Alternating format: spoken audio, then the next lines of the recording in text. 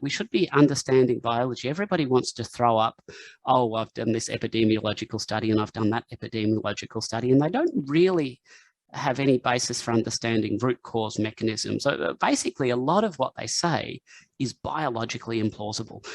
Let's go on to, for biologically implausibility, the next time, somebody says, oh, you shouldn't eat saturated fat. Play a little game. Okay, so why shouldn't we eat saturated fat? Because it will raise your LDL, and LDL is bad for you. Okay, great. How does it raise my LDL? And they won't have an answer. There is no known plausible biological mechanism, either demonstrated experimentally or even postulated, by which saturated fat increases LDL levels, low density lipoprotein levels. And that's going to shock a lot of people. And in actual fact, what it is that on a standard Western diet where you're consuming vegetable oils, the plant sterols are lowering. They're artificially lowering. They're taking your LDL level from a healthy, normal, physiological level, and they're lowering it. And all that happens, if you remove the seed oils from the diet, you allow your LDL level to return to a normal physiological level. So let's talk about evidence for this. So we're making bold claims. We need science.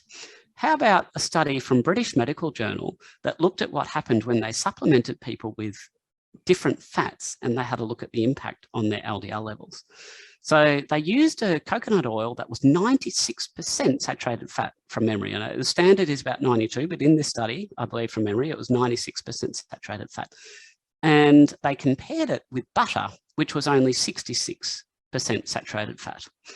So the people who consumed the butter, their LDL level went up moderate amount.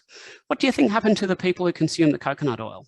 96% saturated fat, given that, we know that saturated fat increases LDL. Yeah. Well, their LDL levels actually went down. Now, the interesting thing was there wasn't really much discussion about this in the paper. I actually had to go to one of the appendices to actually get the data. When I saw it, I said, well, I can see why they're keeping quiet about that, because I'm sure that's not the point they're wanting to make.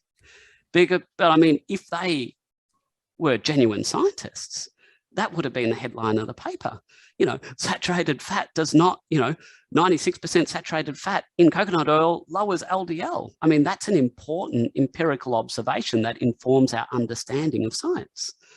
And instead, it's left to people like you and me to trawl through the papers and have a look at the appendices and the supplementary data to actually find where there's been a bit of mischievous reporting.